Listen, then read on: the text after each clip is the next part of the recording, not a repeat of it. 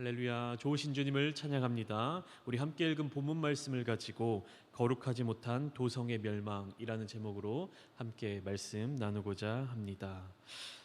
에스겔 21장과 22장의 예언의 말씀은요, 이 본문만을 주제로 할 때 말씀을 전하는 일이 쉽지가 않습니다. 왜냐하면 이미 에스겔서는요, 이스라엘 백성들, 하나님의 백성들을 향해 듣기 싫은 소리, 또 양심을 찌르는 소리를 전하는 말씀인데다가 더욱이 21장과 22장에 이르러서는 정말로 사람들의 마음속 정곡을 찌르는 이야기들을 하고 있기 때문입니다. 듣기 불편한 이야기, 들으면 어딘지 모르게 불쾌해지는, 기분이 묘하게 되는 이 메시지가 바로 21장과 22장에 이어지는 내용인데요. 이 내용들은 언제 어느 시대에나 잘 받아들여지지 못하고 또 신앙생활의 한켠에 밀려나 있기 마련입니다. 그렇지만 이 불편함이 싫어서, 또 이 불쾌한 감정이 싫어서, 이 어려움이 싫어서 이것을 계속 외면하고 눈을 감는다면 그렇게 외면한 채 흘러가 버리는 시간만큼이나 우리는 더 큰 책임을 감당해야 합니다. 에스겔서는요, 전체적으로 계속해서 하나님은 정의로우신 분이시기 때문에 그분 앞에서는 죄와 악을 감출 수가 없음을 강조하고 있습니다. 그런데 에스겔 22장에 이르러서는요, 예루살렘에 대한 심판 예고 또한 정점에 다다랐음을 알 수가 있습니다. 오늘 본문 말씀이 포함되어 있는 이 에스겔서 22장은요, 크게 세 가지로 나누어져 있습니다. 세 부분의 단락으로 나누어져 있어서 세 가지 주제를 이야기하고 있습니다. 1절부터 16절까지의 말씀을 통해서 예루살렘이 저지른 그 죄악들을 고발하고 있으며 17절부터 22절까지는 예루살렘, 즉 이스라엘 민족들에 대한 징벌에 관하여서 선포하고 있으며, 또 23절부터 끝절인 31절까지는 특별히 이스라엘의 지도자들의 악행에 대한 심판을 선언하고 있습니다. 세 가지 각기 다른 선언, 세 가지 각기 다른 예언을 통해서 결국에는 이스라엘의 현재 상태를 보여주고 있고, 또한 그들에게 내려질 징벌, 그들에게 최종적으로 내려질 심판이 어떠한 모양으로 나타날 것인지에 대해서 예언하고 있는 것입니다. 어제 새벽에 함께 나누었던 본문인 22장 1절부터 16절까지의 말씀을 통해서 하나님께서는요, 예루살렘 성읍 내 팽배해 있는 죄악들을 하나하나 지적해 주십니다. 그래서 어제 본문을 전체적으로 쭉 보시면요, 가장 많이 나타나고 있는 단어, 가장 많이 나타나는 문장이 내 가운데, 너의 가운데라는 단어였습니다. 너의 가운데 이런 죄도 있고 저런 죄도 있고 또 내 가운데 다른 죄도 있고, 계속해서 죄들에 대해서 나열하고 있으며 바로 이 죄들이 예루살렘 내에 이미 가득 차 있다, 이미 팽배해져 있다. 그리고 또 이 죄를 저지른 자들이 바로 너 예루살렘이다 라고 하는 사실을 명백하게 고발하고 있습니다. 우리 에스겔 22장 7절의 말씀 한 절만 함께 보시겠습니다. 그들이 내 가운데에서 부모를 업신여겼으며 내 가운데에서 나그네를 학대하였으며 내 가운데에서 고아와 과부를 해하였도다.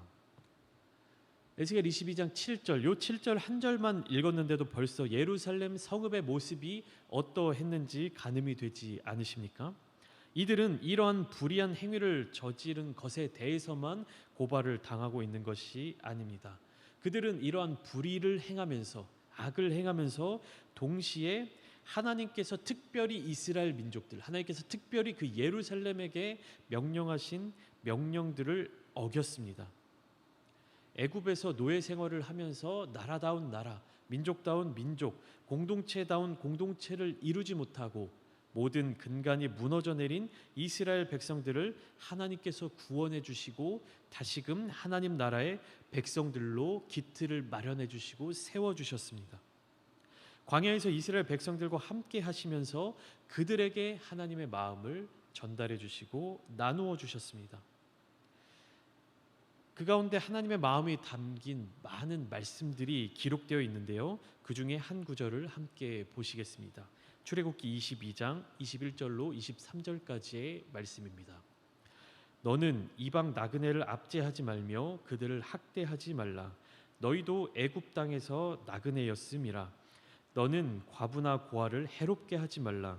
내가 만일 그들을 해롭게 함으로 그들이 내게 부르짖으면 내가 반드시 그 부르짖음을 들으리라.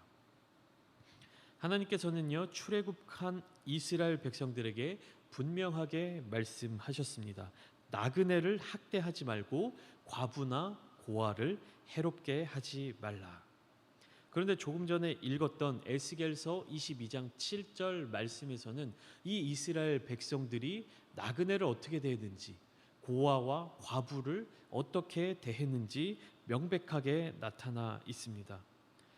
하나님 앞에서 변명의 여지가 없도록 하나님께서 이 부분들을 다 정확하게 짚어내고 계신 것입니다.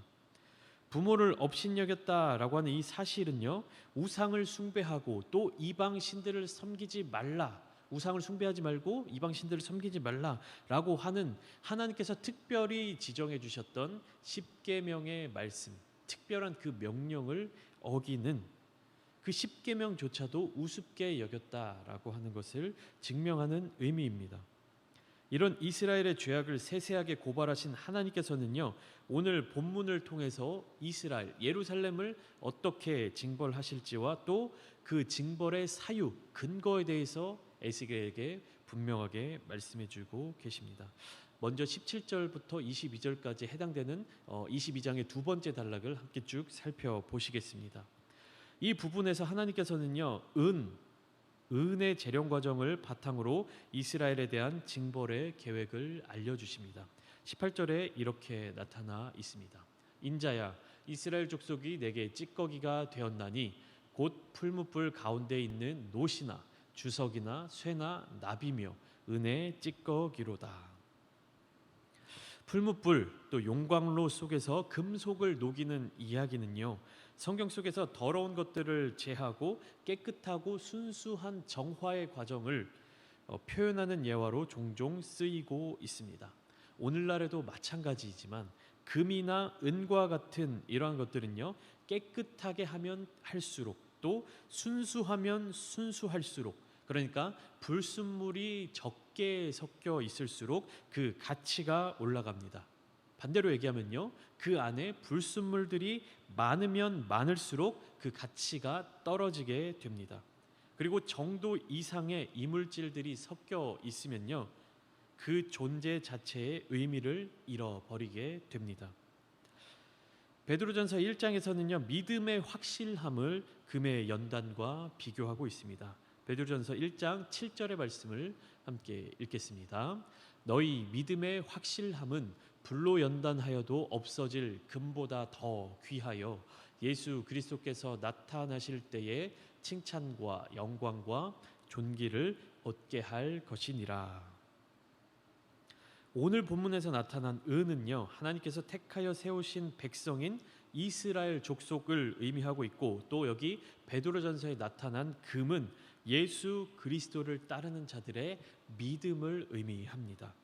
구약의 시대에서 왕 되신 하나님께 순종해 나가야 하는 이스라엘 백성들의 모습, 그리고 신약 시대에 주님께서 세워주신 교회, 그 교회 안에서 예수 그리스도를 따르고자 하는 자들의 믿음, 이 본질이 결국에는 같은 것을 표현하고 있는 것입니다. 그리스도인들의 믿음이란 얼마나 예수 그리스도를 따라가는가, 예수님의 모습을 따라가는가 라는 것이고요. 또 하나님의 백성, 하나님의 택하신 족속은 얼마나 하나님의 마음에 합당한 삶을 살아가느냐, 얼마나 하나님의 명령을 잘 따라가느냐, 이것으로 증명되는 것입니다. 그렇기 때문에 다른 세상의 기준이나 세상의 유혹에 물들지 않는 순수한 결정의 금이나 찌꺼기가 없이 깨끗한 은을 표현하고 있는 오늘의 본문 말씀이 거의 동일한 내용을 증거하고 있는 것입니다. 금은요, 뜨거운 불을 가하더라도 사라지지 않습니다. 오히려 불이 뜨거우면 뜨거울수록 금과 섞여 있었던 불순물들이 제거되면서 깨끗한 금이 되어 가치가 더욱 올라가게 됩니다. 더 귀한 순금으로 가까워지는 것입니다. 우리가 보통 순금이라고 이야기하는 24K 금은요, 금 함유량이 99.99%라고 합니다.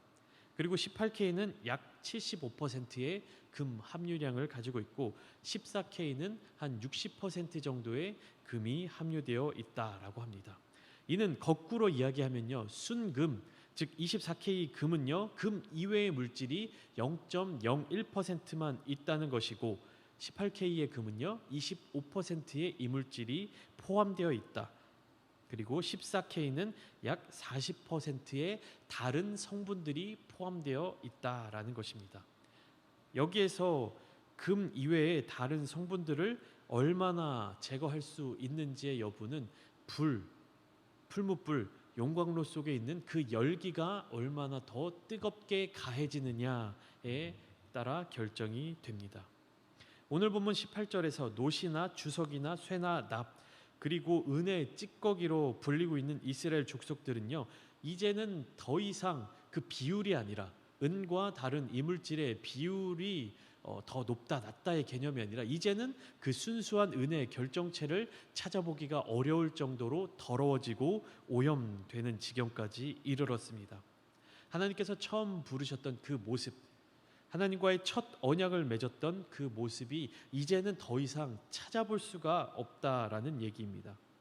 그래서 하나님께서는 그분의 거룩한 진노 또 노여움과 분으로 예루살렘을 심판하시겠다라고 말씀하십니다. 오늘 본문 20절의 말씀입니다. 사람이 은이나 노시나 쇠나 납이나 주석이나 모아서 풀무불 속에 넣고 불을 불어 녹이는 것 같이 내가 노염과 분으로 너희를 모아 거기에 두고 녹이리라. 하나님께서는 이스라엘 백성들이 다 찌꺼기가 되었으니 이제 예루살렘이라는 용광로에 모아놓고 마치 실제로 은과 놋과 철과 납과 주석을 풀무불 속에 넣어 녹이듯이 그렇게 녹이겠다라고 말씀하고 계십니다. 이것은요, 이스라엘의 죄의 심각성이 도를 지나쳐서 이제는 더 이상 다른 방법으로는 깨끗하게 만들 방법이 없다라는 뜻입니다. 마지막 방법, 최후의 수단까지 미친 것이죠. 또한 한편으로는요, 이 녹인다라고 하는 것은 그것에 대한 최후의 방법, 극단적인 방법, 마지막 수단일 뿐만 아니라 근본적으로 순수한 은의 결정체를 기대하는 마음이 남아있다라고 하는 것을 뜻합니다. 심판하시는 하나님 더 이상은 두고 볼 수가 없어서 진멸해야 한다라고 하는 그 하나님의 마음, 깊은 마음 속에는 여전히 그의 백성 이스라엘을 향한 사랑의 마음이 남아있다. 그리고 그들을 향한 회복의 마음, 구원의 마음이 여전히 남아있다라는 것을 뜻합니다. 그러나 이스라엘 백성들은요, 아직 그 회복을 얻을 자격이 없습니다. 하나님을 온전히 섬겨야 하는 제사장들로부터 평범한 백성들에게 이르기까지 어느 한 계층도 어느 한 집단도 하나님이 보시기에 깨끗한 집단이 남아있지 않았기 때문입니다. 특별히 오늘 본문 23절부터 28절까지는요, 이스라엘의 종교 지도자들 그리고 정치 지도자들 또 사회 지배 계층의 부패와 죄악을 구체적으로 지적하고 있습니다. 윗물이 맑아야 아랫물이 맑다라는 옛말이 있는데 이 시대에 이 상태의 이스라엘 백성들은 윗물로부터 아랫물까지 모두 더러운 폐수, 썩은 물과 같이 변질되어 버렸습니다. 첫 번째로 선지자들의 악행에 대해서 이야기하고 있습니다. 선지자들의 악행은요, 25절과 28절에 기록되어 있는데 먼저 그들 스스로의 죄악은 이스라엘 백성들의 영혼을 위해서 일하라고 불러주신 하나님의 그 마음은 외면한 채 그 영혼들, 이스라엘 백성들의 영혼은 버려두고 방치해두고 그들이 가지고 있는 재산과 보물에 눈을 들여서 그것들을 탈취하는 데 여념이 없었다라고 하는 사실입니다. 그렇기 때문에 그 가운데 과부가 많아지게 했다라고 성경 말씀은 기록하고 있습니다. 과부가 많아졌다라고 하는 이 말은요, 선지자들이 하나님께서 이스라엘 백성들을 보호하고 돌봐주라고 부른 그 선지자들이 백성들의 재산과 보물을 빼앗기 위해서 그들의 생명을 빼앗는 것까지 거침없이 행했다라는 것을 뜻합니다. 마치 이스라엘의 사악한 왕이었던 아합이 그의 왕비 이세벨을 통해서 그의 왕비 이세벨이 나봇의 포도원을 빼앗기 위해 선량한 시민이었던 나봇에게 누명을 씌워 죽인 것과 마찬가지입니다. 두 번째로 제사장들의 악행입니다. 제사장들의 악행에 대해서 우리 26절 말씀을 함께 보시겠습니다. 오늘 본문 26절 말씀입니다. 그 제사장들은 내 율법을 범하였으며 나의 성물을 더럽혔으며 거룩함과 속된 것을 구별하지 아니하였으며 부정함과 정한 것을 사람이 구별하게 하지 아니하였으며 그의 눈을 가리어 나의 안식일을 보지 아니하였으므로 내가 그들 가운데에서 더럽힘을 받았느니라. 율법을 지켜야 할 제사장들이 율법을 어기고 성물을 깨끗하게 관리해야 할 이 제사장들이 더럽혔고, 거룩하고 정결한 하나님의 이름을 높여야 할 이 제사장들이 오히려 하나님의 모든 것들을 더럽혔습니다. 또한 고관들은 어떻습니까? 그리고 그 고관들과 함께 불이한 이익을 나누어 먹기 위해서 선지자들이 행했던 일들은 무엇이었습니까? 오늘 보면 28절에는 이렇게 기록되어 있습니다. 그 선지자들이 그들을 위하여 회를 칠하고 스스로 허탄한 이상을 보며 거짓 복수를 행하며 여호와가 말하지 아니하였어도 주 여호와께서 이같이 말씀하셨느니라 하였으며. 무슨 말이죠? 선지자들이 거짓을 말하였다. 그 이유가 무엇입니까? 자기의 이익을 위해서 거짓 이상, 허탄한 이상을 보고 거짓 복수를 행하고 하나님께서 말씀해 주시지 않았음에도 불구하고 이 말은, 이 이야기는, 이 예언은 하나님의 뜻이다라고 선포했다. 거짓 예언을 선포했다라고 하는 것입니다. 무엇 때문에요? 자기 개인의 이익 때문에, 또한 고관들의 이익을 챙기기 위해서. 제사장들이나 고관들이나 선지자들이나 모두 그들이 감당해야 될 사명과 책임은 버려둔 채 자기 이익만을 쫓아 행했습니다. 윗물이 이렇게 더러워져 있으니 이 땅의 백성, 예루살렘 주민들, 이스라엘 민족들 역시 하나님께서 모세를 통해 그들에게 주신 율례와 규례, 계명들을 어길 수밖에 없었습니다. 어기면서 살아가게 되었습니다. 하나님께서 찾으시는 그 의인 한 사람이 예루살렘 성읍에는 없었다는 얘기입니다. 그렇다면 결국 그들에게 남은 것은 소돔과 고모라와 같은 심판뿐입니다. 사랑하는 서울제일교회 새벽 성도 여러분, 하나님께서는 자비로우시며 사랑이 많으신 분이시지만 동시에 죄를 용납하실 수 없는 공의의 하나님이십니다. 그리고 공의의 하나님께서는요, 인간적인 판단 기준이나 외형적인 지위와 상관없이 성경에 나와 있는 대로 선지자들이나 제사장들이나 고관들조차도 그 죄의 무게에 따라 철저하게 심판을 하십니다. 하나님을 알지 못했던, 하나님의 그 뜻을 알지 못했던, 하나님과 동행하지 못하였던 이스라엘 백성들은요, 더 이상 하나님의 사랑 가운데 거할 수가 없게 되었습니다. 그들이 다시금 하나님의 백성으로 돌아갈 수 있는 유일한 방법은 하나님의 불 가운데 모든 불순물들을 벗어버리는 것뿐이었습니다. 오늘 나의 삶에는, 오늘 여러분들의 삶에는 이러한 불순물들이 없는지, 우리 공동체 가운데에는 하나님의 뜻을 외면하고 하나님의 뜻을 벗어나는 더러움은 없는지 매일매일의 삶 가운데서 확인하고 늘 돌아보며 점검해야 할 것입니다. 우리의 삶 가운데 더러움이 처음부터 가득하게 오지 않습니다. 심판에 해당되는 그 죄악이 처음부터 강하게 밀려오는 것이 아닙니다. 첫 시작은 작은 더러움. 이 정도는 괜찮겠지. 이 정도는 괜찮겠지 하는 이 마음으로부터 시작해서 서서히 그 더러움에 잠식해 가는 것입니다.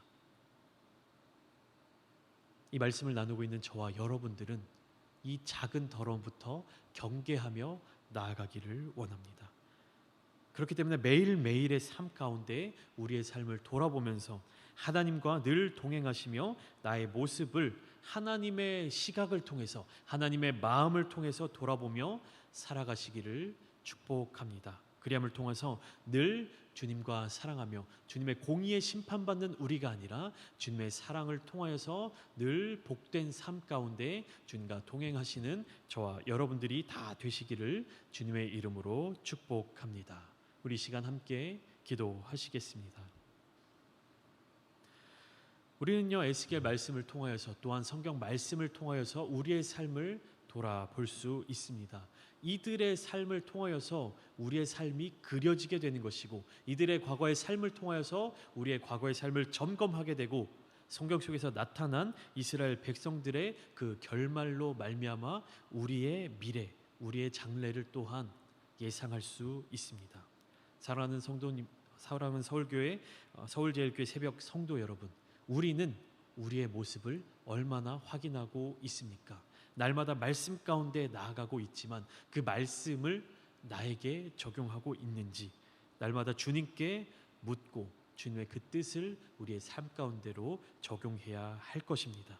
이 시간 함께 기도하며 나아가실 때 한 가지 기도 제목을 가지고 기도하시길 원합니다. 하나님, 내가 과연 나의 시각, 나의 인간적인 시각, 사람들의 시각이 아니라 하나님의 시각 안에, 하나님의 그 기준 안에 합당한 삶을 살고 있는지, 하나님께서 바라보실 때 더러운 것들, 불순물들은 없는지 날마다 확인하게 하시고 주님을 기쁘게 해드리는 그러한 삶을 살아갈 수 있게 하여 주십시오. 이 한 가지 기도 제목을 가지고 이 새벽 시간 함께 기도하시고, 또 나아가 우리 교회 공동의 기도 제목, 다음 세대들을 위해서, 또한 새가족들을 위해서, 또 더 나아가 우리 교회 안에 연약한 모든 지체들, 또한 담임 목사님의 건강의 회복을 위하여서 우리 시간 주님의 이름 한번 부르신 뒤에 함께 기도하며 나아가시겠습니다.